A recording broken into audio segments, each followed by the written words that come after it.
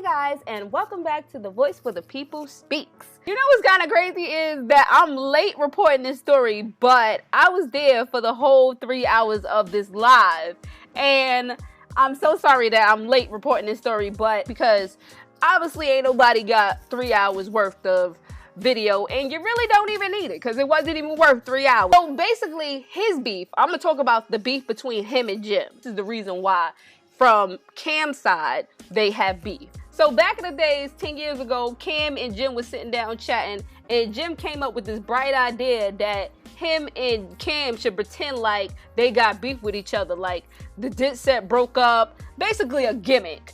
And Cam was like, I ain't with that idea, that's whack. Like, why would we pretend like we got beef with each other when we really don't? Like, we just lying to the fans. I guess Jim thought that was a bright idea, and when Cam didn't hop on to his idea, he felt some type of way, like, nah man, forget about it, it is what it is, whatever. If you really know a street nigga, you know, you might brush it off, but you won't keep that in the back of your head, because now somebody that's supposed to be your friend and somebody you cool with, you do business with, they do a funny move, and then it makes you question them. It doesn't sit right with you. But Kim said he just let it pass. He brushed it off. You know, even though he kept it in the back of his head, he just was like, you know what? Business is business. We got to move on with life. Cam said he continued being friends with Jim. He let it pass. He didn't let it affect his friendship. Now, fast forward to him meeting Chrissy. Now, when him and Chrissy actually got together, he said that Jim actually fell hard for Chrissy, like right off the back. And the reason why Cam thought that this relationship wasn't as serious as Jim was taking it was because it was a lot of rumors that Chrissy was actually messing around with a lot of rappers. Like, this was her MO. He actually made a joke in reference to Chrissy and Jim. Cam had everybody in the studio wear Tricky Ricky shirts with Jim name on it. All the guys that were in prison that they were supposed to be holding down, he put their name in the back of the shirt because he was giving money to Chrissy and buying her Louis Vuittons and buying her bags, purses, shoes, and jewelry and stuff like that. But he wasn't giving money to people that he was supposed to be giving to that was holding him down, supposedly, that put some work in and actually went up top. Jim didn't find it funny, and that's when they started having a little falling out, and Jim started to distance himself from Cam, and he started to chill with Chrissy more, and Chrissy started to become more of a business minded for him rather than him going to Dipset and them having a business conversation. And this is how Chrissy and Jim relationship started to become more in sync. Now, fast forward to, because a lot of people didn't bring this up, Mendeecee actually called from prison. I didn't know this part behind the scenes of Love and Hip Hop, but have you ever seen Love and Hip Hop with Jim actually on there with Chrissy? Yandy used to be Jim's manager, and they got into beef on the show. Now, this is before Mendeecee actually joined Love and Hip Hop. This is when he was still in the street selling drugs and doing his little thing or whatever he was doing. Yo, what up, bro? What's up, bro? What's the deal, man? Shit, we live right now. You got niggas listening in. I have to go live real quick. You alright? I miss you, nigga.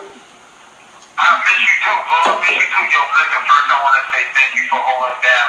But you ain't told me what you tried to get with me and Mendeecee, get him to live with you, man. So, man, that shit touched my heart, man. I want to say it. I appreciate that, bro. And I love you for that, man. Like, you don't even know how much that means. Nah, you already know, bro. You know, everybody ain't, you know, we all end up in different situations, but if I'm able to do for one of my brothers, that ain't about nothing. If it need to be like that ever again, or tomorrow, it's the same situation, man. You know, your son is my son too, man. I love that nigga.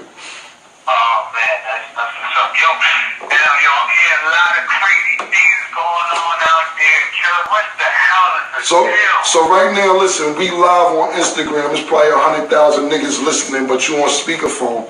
So, okay. So basically, you know, you call kind of a good time because we was talking about all the beefs or whatever.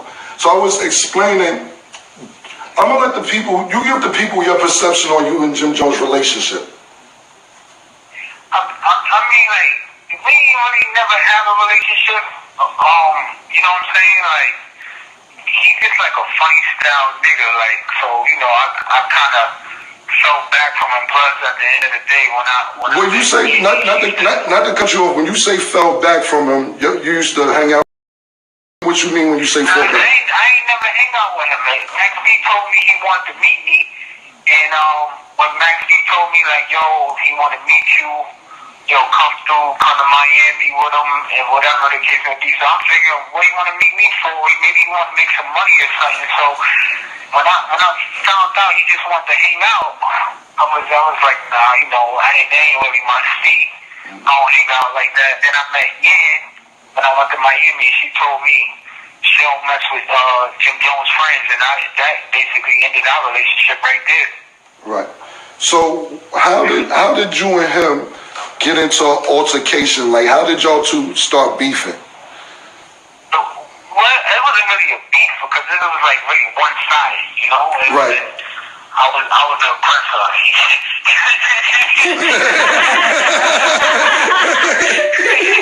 So it wasn't really no beef. It was just remember me when I went to Miami to meet you when we were shooting that movie The Percentage?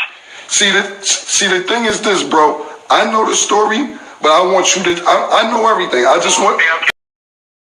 You know I know everything. It's just you got 100,000 listeners right now. Just tell your side because you never really get to tell your side. So I went to Miami to meet you to shoot the movie Percentage, and while we down there, they did Miami filming Love and Hip Hop, and while they filming Love and Hip Hop, Chrissy and Yeedy got into it, and when they got into it, Chrissy called Jim, and Yeedy not knowing, Jim let Chrissy with a whole bunch of girls and niggas to jump her. And, you know, so they was all in front of me, Freaky Zeke, Yeedy, Jim Burry was all in the club. And I'm getting a phone call like, yo, tell Yeedy don't go back to the hotel. They all in front of her hotel looking to jump her. So I go over there by myself. Matter of fact, me and Freaky Zeke go over there. You know, and I'm like, nah, you know, ain't nobody gonna fight. If you wanna fight, fight back in New York. You know, meet on your front lawn or whatever. But I was trying to diffuse the situation to make sure it was. Hello? Yeah, we hear you. Oh, I thought they hung up on me. So I was trying to diffuse the situation. So long story short, nothing happened, which was cool. He came back to New York. He said he wanted to squash it and make sure that nothing came out of Miami. And then when he came over there to my projects, which the stupid nigga didn't even know that was my projects. He just thought This call is from a federal prison. Hold on, Mendeecee. Hold on. Let me just catch everybody up to speed. So basically, Jim and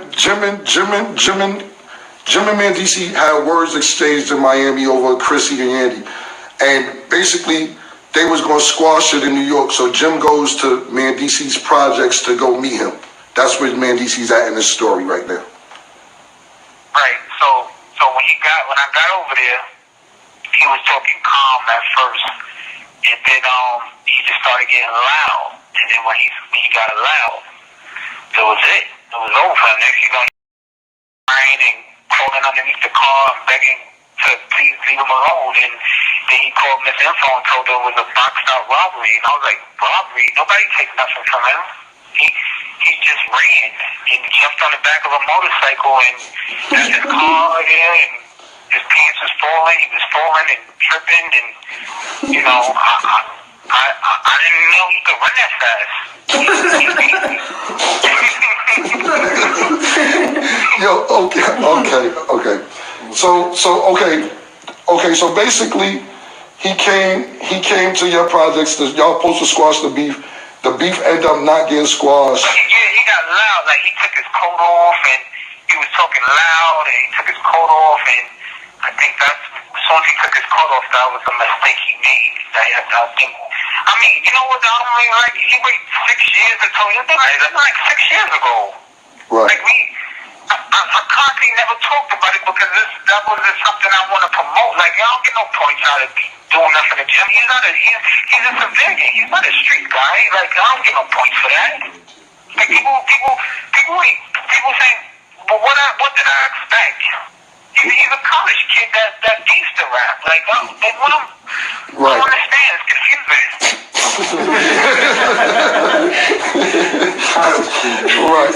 Right. So, Okay, so look. So, okay, y'all got into that altercation. He got on the back of a motorcycle, whatever. After that happened, okay, so now you and him get into this altercation. Whatever happened, whoever won, you won or he won, whatever. Y'all got beef now. Y'all two niggas got beef after this situation. No, listen, there's no beef. He squashed it. No. Listen, no, Mendeecee, listen. What I'm saying is, I'm telling you story by story. I'm telling step by step. After y'all got into this altercation, what happened the next day or week or whatever? Everybody call my phone and leave him alone and squash it. Like, he ain't got no problems. And, I mean, I was okay with it. I just said, you know, I said I didn't think I need to go any further. Right. So, how did y'all end up squashing the beef with y'all two? He basically sent, I don't know, rest in peace, Eric Vaughn, Zeb, and a whole bunch of people, and then D from Rough Riders, on the strength of, you know, my man D from Rough Riders. He, like, basically, talked to them and was just like, I respect D so much, so I took his word. I wouldn't really speak to nobody else, but once my man D comes to me, I was like, I'll leave him alone. I won't bother him no more. I'm sorry. Right. So that's how the beef got squashed with y'all two. Right. Did y'all actually ever meet up to squash the beef, or that was just off the strength? No, that was it. We never met. Next time I seen him, I was in the mall in the True Religion store, me and my cousin Dollar, and he just happened to be out there. Next thing you know, he ran out the mall. I ran out the store. Like, again, why you always running? All right. So basically, y'all niggas never. It was off D from Rough Riders' word that y'all squashed it, but obviously it wasn't squashed because when he seen you in the mall. He took off running. You know what it was? I think he just was waiting for the time to see me when he was like with like 20 people, and maybe if I was like two, and then maybe he probably wanted to, you know, bring it back up or something, but that never happened. So I guess I kept catching him by himself, so it was squash. Right. Gotcha. Maybe I'm thinking, but now that turned into 6 years, and I thought he clearly forgot about it, but I'm in prison. He wait till I come to prison to talk about it. It's very confusing. The funny part about this whole interview is that the whole time Kim kept saying no shade, like I'm not trying to discredit the boy, and the whole interview was fucking shady as hell. Like he was talking about him crying on TV and how he always emotional about things. He said after this interview, I bet you he gonna say some emotional shit after this interview. Oh no, he probably ain't gonna say that because I brought it up, so he don't wanna prove me right that he's emotional. And I'm like, if this ain't the most shadiest shit I've heard in my fucking life, I don't know what is. You got Mendeecee on here talking about he was crying and he ran off on the plug twice. I know y'all like, what the fuck? But let me wrap this shit up real quick. So the last thing he brought up was the fact that Jim was talking about how he put work in for Dipset and how his boys is up top serving time right now for some Dipset shit and how he bout this life and he had guns and hammers and all this other shit, right? But Cam said that's bullshit. And he brought up Carlos Zoo Thompson. And this is the man that allegedly, keyword allegedly, was the person that actually put in work for Dipset and not what Jim is saying, that he actually put in work for Dipset. They pretty much outgrown each other mentally. And that's pretty much what I got from both of their interviews after I heard both. Leave your comments down below. Let me know what you're thinking. Peace.